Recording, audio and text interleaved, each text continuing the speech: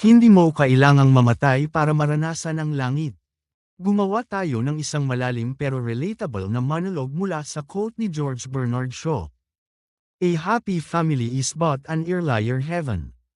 Alam mo, minsan iniisip natin, ang heaven ay isang lugar na malayo, isang bagay na darating pa lang.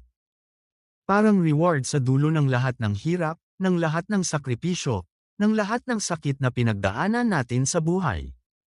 Pero paano kung mali ang pagkaintindi natin? Paano kung ang langit, hindi lang destinasyon, kundi karanasan? At paano kung nagsisimula ito sa loob ng tahanan? Kapag sinabi ni George Bernard Shaw na, a happy family is but an earlier heaven, parang sinasabi niya na ang tunay na langit, yung hinahanap natin sa hinaharap, pwede pala natin maranasan ngayon, sa simpleng hapagkainan, sa tawanan sa sala, sa yakap ng magulang, o sa kulitan ng magkakapatid. Hindi siya perfect. Hindi siya Instagram-worthy palagi. Pero totoo siya. Naalala mo ba yung mga simpleng moment sa pamilya mo? Yung sabay-sabay kayong kumain kahit simple lang ang ulam, pero masarap kasi magkakasama kayo. Yung mga kwentuhan na walang direksyon, pero ang saya kasi walang nagmamadali. Yung mga tawanan na kahit paulit-ulit na ang joke, natatawa ka pa rin. Those moments, iyon ang earlier heaven. Hindi dahil walang problema, kundi dahil may pagmamahal na mas matimbang kaysa sa problema. Pero maging totoo tayo, hindi lahat ng pamilya masaya. May mga tahanan na puno ng sigawan, tampuhan, sama ng loob.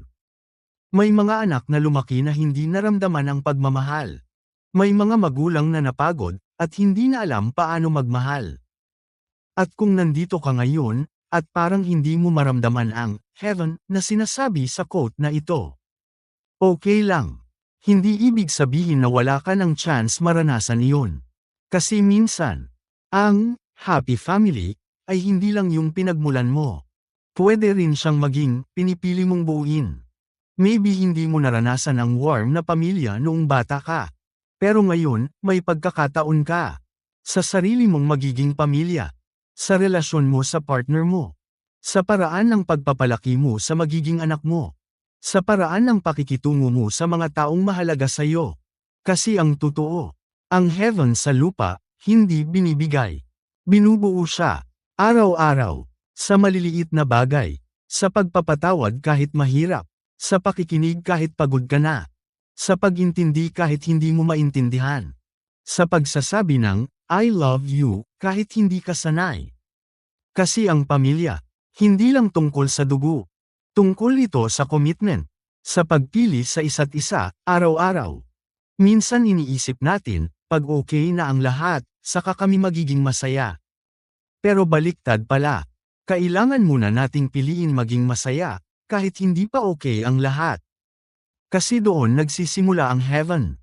Hindi sa perfect na sitwasyon, kundi sa imperfect na pagmamahalan. Isipin mo, kung bawat tahanan ay may respeto, may malasakit, may tunay na pag-ibig. Hindi ba parang unti-unti, nagiging mas maayos ang mundo? Hindi ba parang mas nagiging magaan ang buhay? Kaya siguro sinabi ni George Bernard Shaw yan.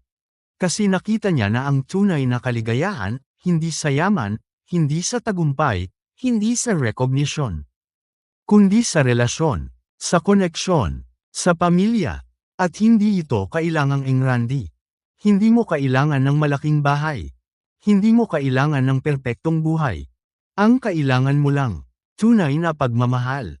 Kasi sa dulo ng lahat, kapag napagod ka na sa mundo, saan ka ba babalik? Sa pamilya. Kapag nasaktan ka, sino ba ang una mong tatawagan? Pamilya.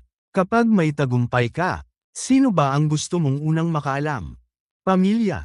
At doon mo marirealize na ang hinahanap mong heaven sa labas. Matagal nang nandyan. Tahimik. Simple. Pero totoo. Kaya kung may pamilya ka na nandyan pa, alagaan mo. Pahalagahan mo. Sabihin mo sa kanila na mahal mo sila. Hindi bukas. Hindi sa tamang panahon. Kundi ngayon. At kung may lamat, simulan mong ayusin. Hindi dahil madali. Kundi dahil mahalaga. Dahil sa huli, Ang pinakamalapit na karanasan natin sa langit. Hindi natin makikita sa ulap. Makikita natin sa mga taong kasama natin. Sa bahay, sa hapag, sa puso. A happy family is but an earlier heaven. At baka, nandyan na siya. Hindi mo lang napapansin.